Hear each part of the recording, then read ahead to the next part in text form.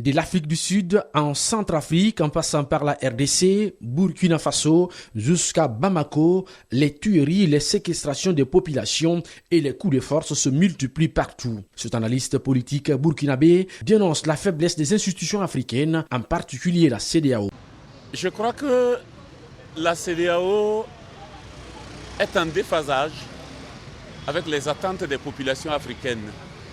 Nous assistons aujourd'hui à une CEDEAO des chefs d'État, ce qui est aux antipodes des attentes des populations. Les dernières mesures contre le Mali viennent nous attester à quel point la CEDEAO refuse de s'assumer.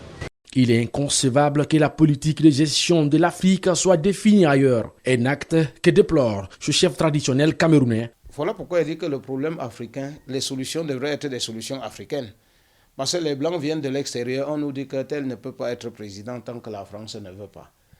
Alors on ne dit pas plutôt que c'est le peuple qui met un président, mais c'est un petit État qui vient chez nous mettre les chefs d'État. Est-ce que c'est normal?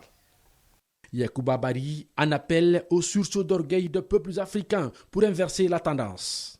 De façon générale, pour dire et dénoncer l'attitude de la CEDEAO et faire en sorte qu'une nouvelle CEDEAO naisse des cendres de celle-ci pour pouvoir ramener la réalité, c'est-à-dire faire en sorte que nous ayons une CEDEAO des peuples. La course aux armements et les conflits pour la succession au pouvoir doivent être soignés et changés pour le progrès des États, selon Sa Majesté de Bangou, dans la région de l'ouest du Cameroun. Parce qu'il y a un siège et c'est pour une personne. À nous de comprendre qu'on peut déterminer que c'est elle qui doit s'asseoir là et qu'on laisse la guerre tout autour du siège. Par exemple, au Cameroun, si M. Biya était là au pouvoir et le pays se développait, on pouvait comprendre qu'après lui, une autre personne devrait venir.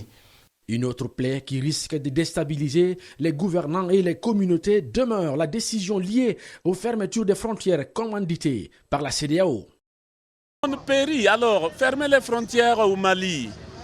Et vous voyez combien de francs le Sénégal perd avec le port, avec plus de 400 milliards.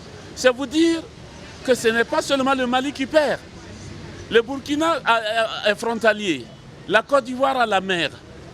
Combien chaque pays va perdre? Et lorsque chaque pays perd, ce sont ces populations qui perdent en même temps.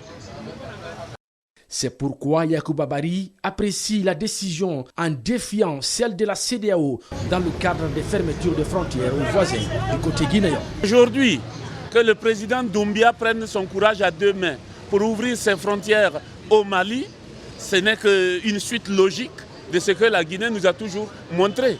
Ces dernières décennies, c'est une Afrique minée des guerres fratricides, des coups d'État ou encore des famines provoquées par les conflits interethniques ou régionaux.